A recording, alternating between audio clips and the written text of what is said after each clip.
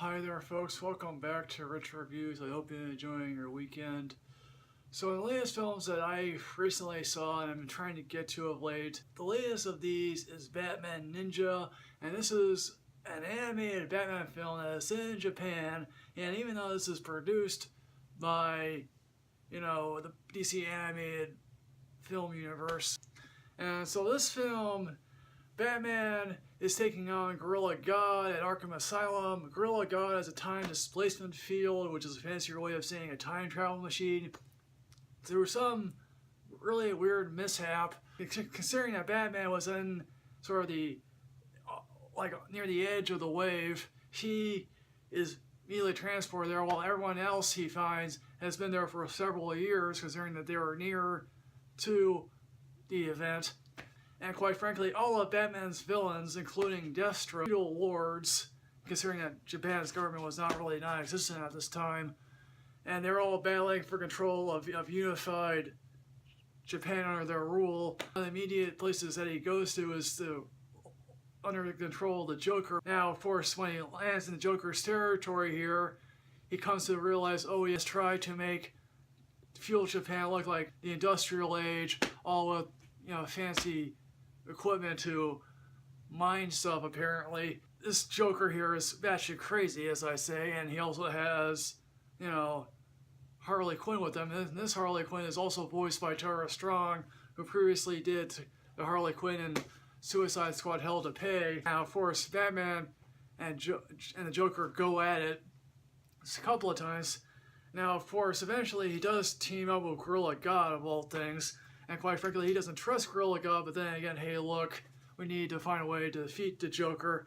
And of course, that backfires on him spectacularly. And now, of course, eventually, all four Robins do show up in this, which is amazing. The only one that you really recognize is Will Friedle, him from Boy Meets World. He was also doing the voice of, in the anime Guardians of the Galaxy. He's done a lot of voiceover work since then.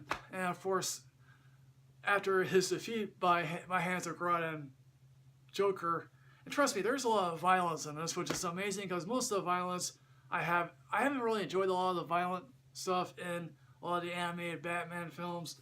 Here at least it's enjoyable to look at because the animation here is really second to none compared to a lot of the other animated Batman films, which look really flat, uninteresting, lifeless. Here it really comes alive, including one sequence in which the Joker loses his memory, which I really think is one of the weirder things that happened in this film. Now, of course, Batman comes to realize, yes, we need to combine it with the old, which is like the way of the samurai, which there's a really weird thing here involving a whole bunch of samurai who come to believe Batman is their savior, which I think is really, okay, sure, fine, whatever. And then they combine with the new ways of the technology.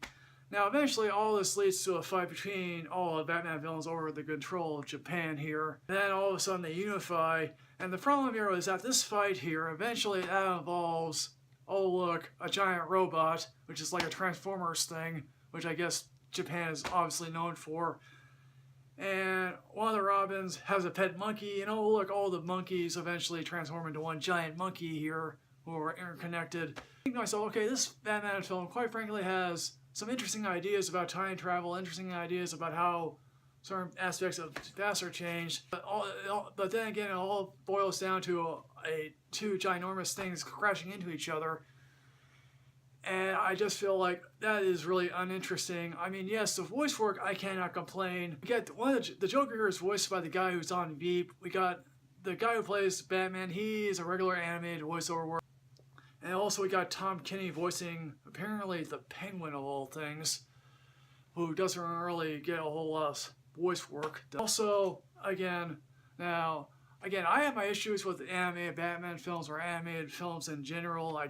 Here at least, the Japanese, thank God, have managed to create a 3-act structure, or at least a third act, that doesn't end with just it being randomly, okay, this is the end. It actually feels like there is a conclusion.